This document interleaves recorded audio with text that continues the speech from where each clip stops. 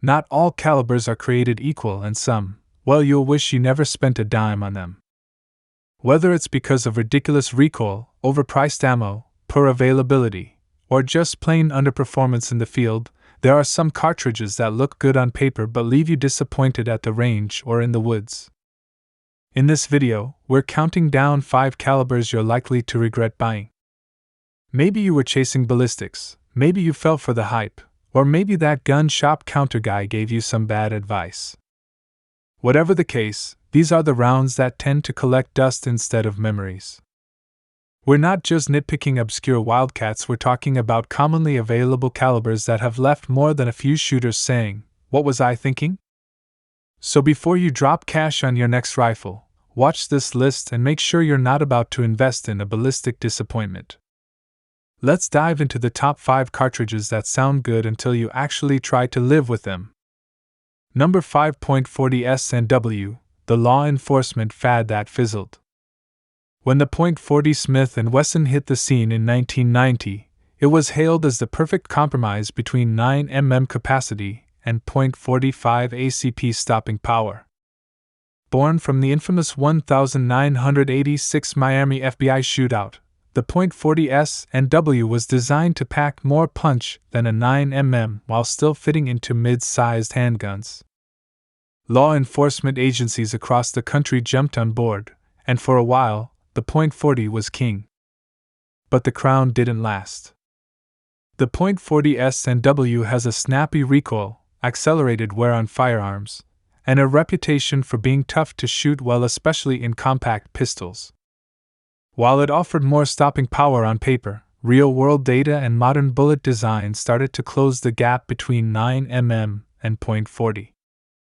As 9mm ammo improved dramatically in the 2010s, the FBI and many police departments quietly went back to the 9mm, citing better accuracy, faster follow-up shots, and greater capacity. Today, the .40 S&W still has a loyal following, but its time in the spotlight has clearly passed. Once the darling of duty holsters, it's now largely a footnote in the caliber wars, a reminder that compromise doesn't always mean better. Number 4. .32H and our Magnum, the underwhelming upgrade. The .32H and our Magnum was introduced in the 1980s with high hopes. It aimed to offer more punch than the old .32 S&W long while maintaining low recoil and compact revolver compatibility. On paper, it seemed like a smart step up, a Magnum level boost for those who wanted a mild shooting, small caliber revolver with a little more authority. Ballistically, it does outperform its .32 caliber predecessors, launching 85 to 100 grain bullets at respectable velocities in the 1100-1200 feet per second range. It's accurate, controllable, and easy to shoot, especially in lightweight revolvers. For recoil-sensitive shooters or those interested in small game or light self-defense, the .32H and our Magnum can absolutely do the job. But the hype never quite matched the results. It never reached mainstream popularity, largely due to limited handgun and ammunition availability.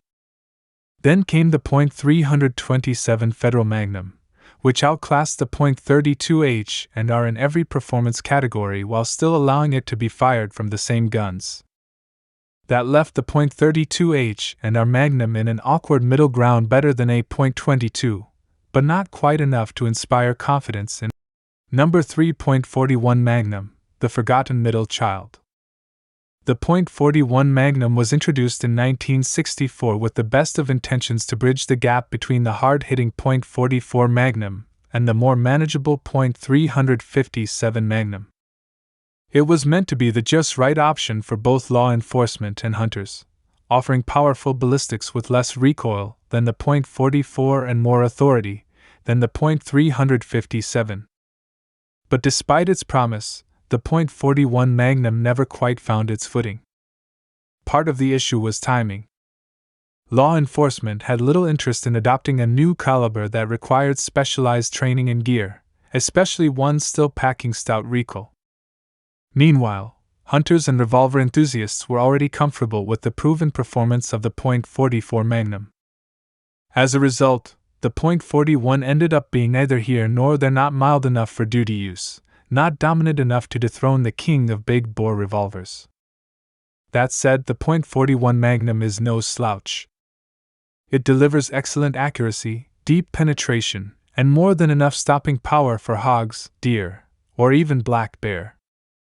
For reloaders and wheelgun lovers, it remains a sweet shooting powerhouse with a cult following. Number 2.25 ACP, the weakling in your pocket. The .25 ACP, automatic Colt pistol, was introduced in 1905 by John Browning as a small, semi-rimmed cartridge for ultra-compact pocket pistols. Back then, the idea was simple: give people a tiny, easily concealable firearm with centerfire reliability, something more dependable than a rimfire .22 but still small enough to fit in a vest pocket. And sure, the .25 ACP delivers on concealability. It fits in the smallest guns imaginable and offers almost no recoil. But that's where the good news ends. With bullet weights around 35 to 50 grains and muzzle velocities barely cracking 800 feet per second, the .25 ACP struggles to deliver any meaningful stopping power. Penetration is minimal, expansion is rare, and in real-world self-defense situations, it simply doesn't perform well. Modern defensive ammunition has made huge leaps forward, but the .25 ACP hasn't kept up.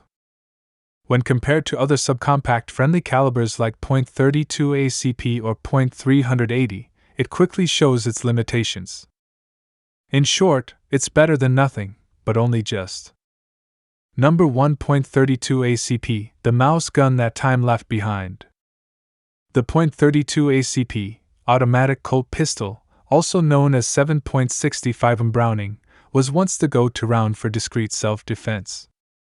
Designed by John Browning in 1899, it gained widespread use in Europe and was favored for its compact size, mild recoil, and ability to cycle reliably in small blowback pistols. From military officers to undercover detectives, the .32 ACP was once considered a serious defensive option. Fast forward to today, and the story has changed. With modern advancements in ballistics and more powerful pocket-friendly calibers available, the .32 ACP now feels anemic. Most loads push a 71-grain bullet around 900 feet per second, enough for deep concealment, but often lacking the stopping power needed for high-stress defensive encounters. While it's still favored by some for its soft recoil and vintage appeal, the .32 ACP struggles to stay relevant in a world dominated by .380 ACP and 9mm micro compacts. Ammo selection is limited, and its penetration and expansion are mediocre at best.